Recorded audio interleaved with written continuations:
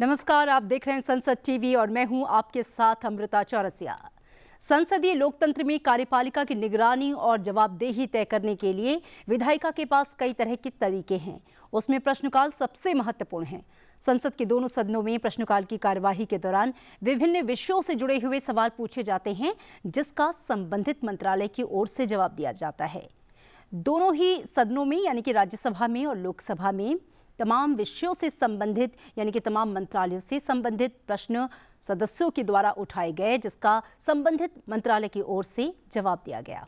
आइए देखते हैं कौन कौन से प्रश्न उठाए गए और उनका क्या जवाब सदन के पटल पर रखा गया।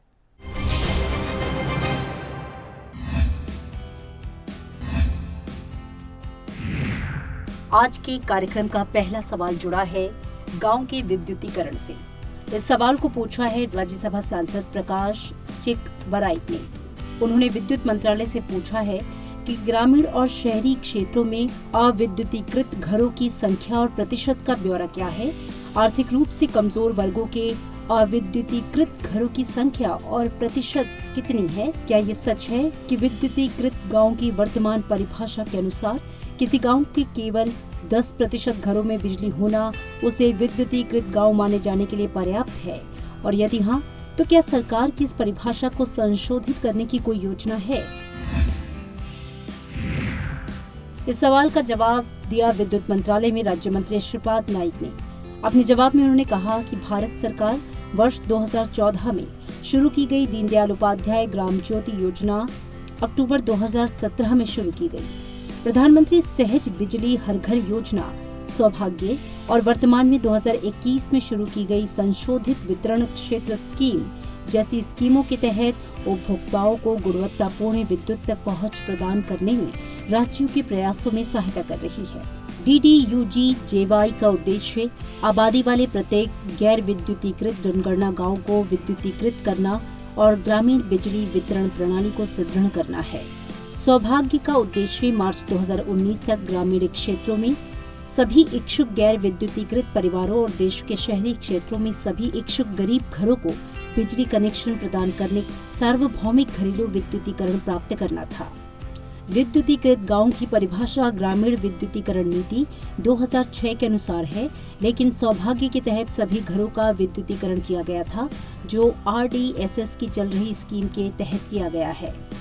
राज्यों संघराज्य क्षेत्रों द्वारा दी गई सूचना के अनुसार देश की सभी आबादी वाले गैर विद्युतीकृत जनगणना गाँवों का दिनांक 28 अप्रैल 2018 तक विद्युतीकरण कर दिया गया था।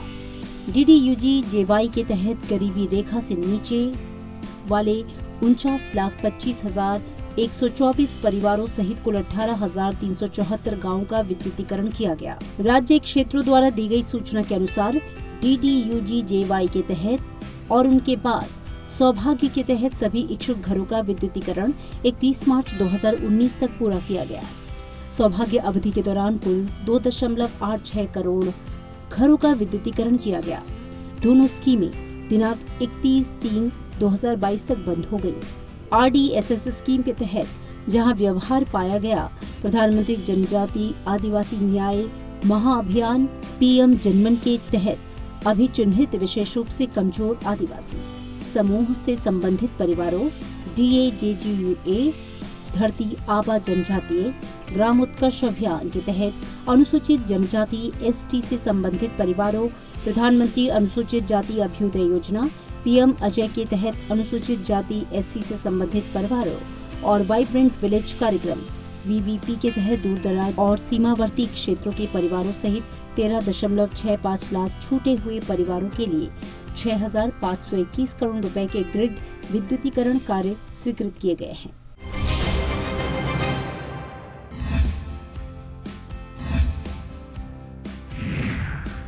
आज के कार्यक्रम का अगला सवाल जुड़ा है PM स्वनिधि योजना से। इस सवाल को पूछा है राज्यसभा सांसद इंदुबाला गोस्वामी ने। उन्होंने आवासन और शहरी कार्य मंत्रालय से पूछा है कि क्या PM स्वनिधि योजना के तहत स्ट्रीट वेंडर्स को डिजिटल लेन देन पर कैश बैक देने की योजना है। यदि हाँ तो ब्यौरा क्या है। वर्ष 2020 से अब तक PM स्वनिधि योजना के तहत कितने आवेदन प्राप्त हुए और कितने लाभार्थियों को ऋण दिया गया। क्या लाभार्थी द्वारा समय से पहले ऋण भुगतान किए जाने पर उन्हें ब्याज पर सब्सिडी देने का प्रावधान है? यदि हाँ, तो कितने प्रतिशत ब्याज पर सब्सिडी दी जाती है? इस सवाल का जवाब दिया आवासन और शहरी कार्य मंत्रालय में राज्य मंत्री तोखन साहू ने। अपने जवाब में उन्होंने बताया कि पीएम स्वनिधि योजना के तहत डिजिटल अपनाने को बढ़ावा देने के लिए पथ विक्रेता लाभार्थियों को प्रत्येक ऋण किश्त के लिए 12 महीनों की अवधि तक प्रति माह अधिकतम 100 रुपए का कैशबैक, अधिकतम डिजिटल प्रोत्साहन रुपए 12,000 प्रति वर्ष दिया जाता है। इसके अतिरिक्त पुनर्गठित योजना में 4 तिमाहियों के लिए हर तिमाही में अधिकतम 100 रुपए से के कैशबैक का प्रावधान है, ताकि पथ विक्रेता लाभार्थी कम से कम 2,000 रुपए की थोक खरीदारी पर डिजिटल ट्रांजैक्शन कर सके। जून 2020 में इस योजना की शुरुआत से लेकर 19 नवंबर 2025 तक इस योजना के तहत पथ विक्रेता लाभार्थियों को कैशबैक प्रोत्साहन के रूप में कुल 242 करोड़ रुपए जारी किए गए। जून 2020 में योजना की शुरुआत से लेकर 19 नवंबर 2025 तक देश भर में कुल 1.27 करोड़ ऋण आवेदन प्राप्त हुए, जिनमें से 99.07 लाख ऋण 68.89 लाख पथ विक्रेता लाभार्थियों को वितरित किए जा चुके हैं। पीएम स्वनिधि योजना के तहत ऋण लेने वाले पथ विक्रेता ऋण का समय पर पुनर्भुगतान करने पर 7% के ब्याज सब्सिडी प्रदान करने के पात्र होते हैं। सब्सिडी का भुगतान लाभार्थियों को ऋण अवधि या ऋण पुनर्भुगतान अवधि जो भी पहले हो तक किया जाता है। ब्याज सब्सिडी की राशि ऑनलाइन पोर्टल के माध्यम से सीधे लाभार्थियों के बैंक में जमा की जाती है।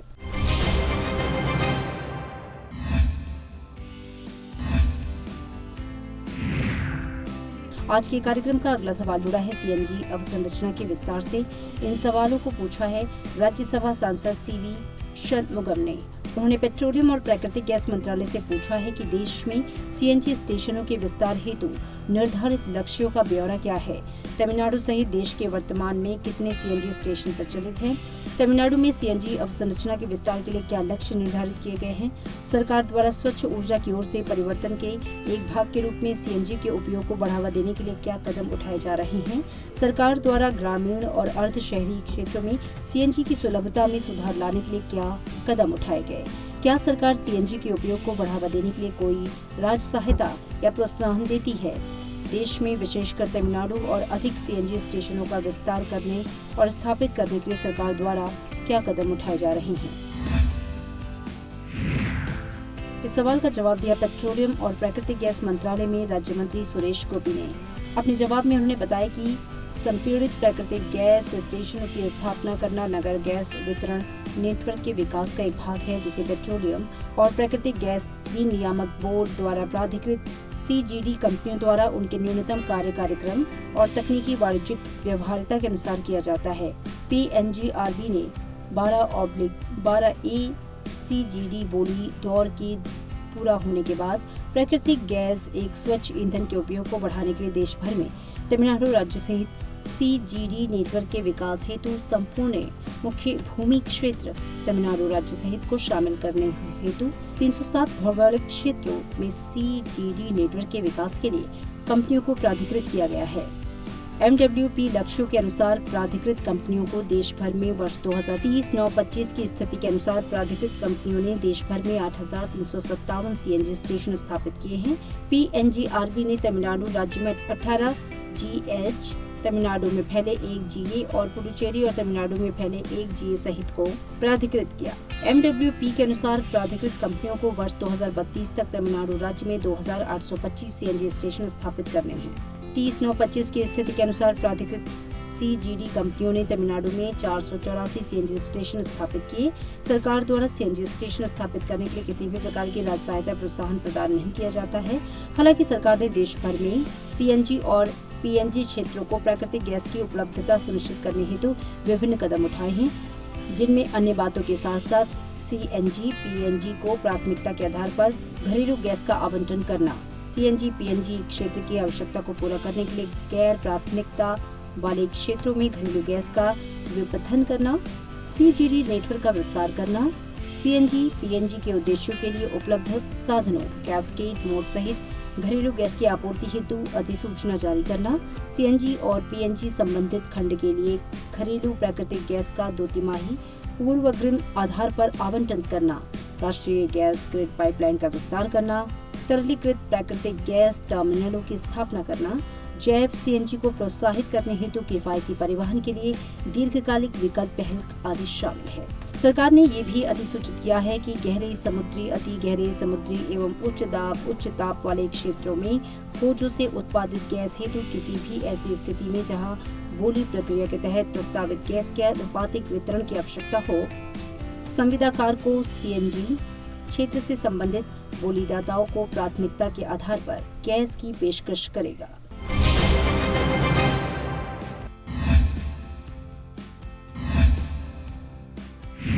आज के कार्यक्रम का अगला सवाल जुड़ा है परिचालन एवं प्रबंधन हेतु निजी क्षेत्र को सौंपे गए विमानपत्तन से। इस सवाल को पूछा है राज्यसभा सांसद रणदीप सिंह सुरजेवाला ने। उन्होंने नागर विमानन मंत्रालय से पूछा है कि परिचालन, प्रबंधन या विकास के लिए निजी कंपनियों को सौंपे गए विमानपत्तनों की कुल संख्या कितनी है, संबंधित कंपनियों के नाम, रियायत अवधियों और विमानपत्तनों का ब्यौरा क्या है। वर्ष 2020 में अब तक निजीकृत विमानपत्तनों का वर्षवार ब्यौरा क्या है। निजीकरण के पश्चात यात्री सेवा शुल्क, विमानपत्तनम शुल्क या विवादों में वृद्धि की कोई रिपोर्ट मौजूद है और उनके निपटान हेतु क्या कदम उठाए गए।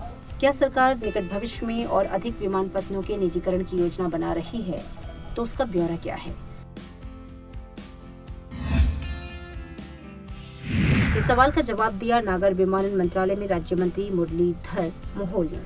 अपने जवाब में उन्होंने बताया कि भारतीय विमानपत्तनम प्राधिकरण ने अपने 8 हवाई अड्डों को प्रचालन, प्रबंधन और विकास के लिए सार्वजनिक निजी भागीदारी के माध्यम से दीर्घकालिक पट्टे के आधार पर पट्टे दिए हैं।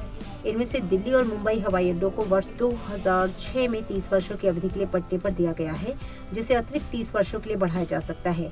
शेष 6 हवाई अड्डों अर्थात मंगलुरु, लखनऊ, अहमदाबाद, गुवाहाटी, जयपुर और तिरुवनंतपुरम को वर्ष 2020-21 के दौरान 50 वर्षों की अवधि के लिए पट्टे पर दिया गया है। वर्तमान में इन हवाई अड्डों को चलाने वाली कंपनियों का वितरण निम्नानुसार है। इंदिरा गांधी अंतर्राष्ट्रीय हवाई अड्डा, Delhi, Messrs Delhi international airport limited. Chhatrapati Shivaji Maharaj अंतर्राष्ट्रीय हवाई अड्डा, Mumbai, Messrs Mumbai international airport limited. Chaudhary Charan Singh अंतर्राष्ट्रीय हवाई अड्डा, Lucknow, Messrs Lucknow international airport limited. Sardar Vallabhbhai Patel अंतर्राष्ट्रीय हवाई अड्डा, Ahmedabad, Messrs Ahmedabad international airport limited. Bengaluru अंतर्राष्ट्रीय हवाई अड्डा, Messrs Bengaluru international airport limited. Jaipur अंतर्राष्ट्रीय हवाई अड्डा, Messrs Jaipur international airport limited. Lokpriya Gopinath Bordoloi अंतर्राष्ट्रीय हवाई अड्डा, Guwahati, Messrs Guwahati international airport limited. Thiruvananthapuram अंतर्राष्ट्रीय हवाई अड्डा, Messrs TRV Kerala international airport limited. प्रमुख हवाई अड्डों पर वैमानिकी टैरिफ एवं स्वतंत्र आर्थिक विनियामक अर्थात भारतीय विमानपत्तन आर्थिक विनियामक प्राधिकरण द्वारा निर्धारित किया जाता है, जो हवाई अड्डे पर अवसंरचना के उन्नयन के लिए किए गए पूंजीगत व्यय के आधार पर सभी प्रमुख हवाई अड्डों पर एक समान पद्धति का पालन करते हुए टैरिफ निर्धारित करता है, भले ही हवाई अड्डा प्रचालक कोई भी हो। AAI के 11 हवाई अड्डों, जिनमें 5 चयनित हवाई अड्डे शामिल हैं, को सार्वजनिक निजी भागीदारी के तहत इनके प्रचालन, प्रबंधन और विकास के लिए चिन्हित किया गया है और इनके साथ साथ अन्य छोटे हवाई अड्डों को जोड़ा गया है।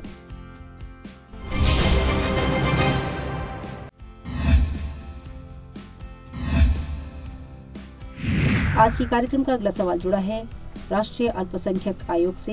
इस सवाल को पूछा है राज्यसभा सांसद तिरुचि शिवा ने।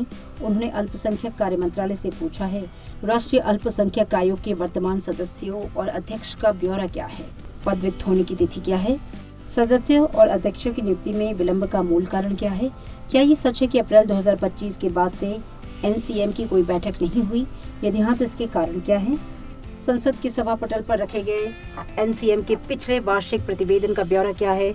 क्या ये सच है कि NCM के वार्षिक प्रतिवेदन पर की गई कार्रवाई संबंधी प्रतिवेदन 2014 से संसद के सभा पटल पर नहीं रखा गया, यदि हाँ तो इसके कारण क्या है।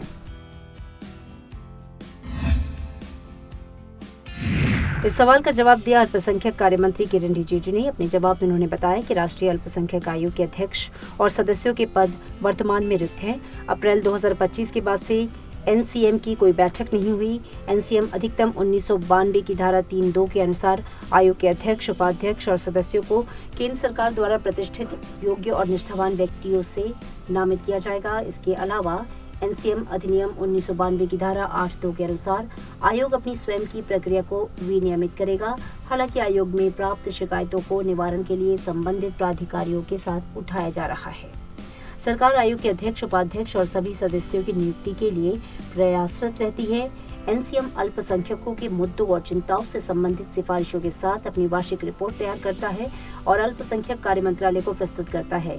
एनसीएम की वार्षिक रिपोर्ट में निहित सिफारिशें संबंधित मंत्रालयों, विभागों को उनके कार्रवाई ज्ञापन के लिए परिचालित की जाती हैं और सुधार किए जाते हैं। ये एक सतत प्रक्रिया है। इसी के साथ इस प्रश्नकाल के अंक में इतना ही। दीजिए इजाजत।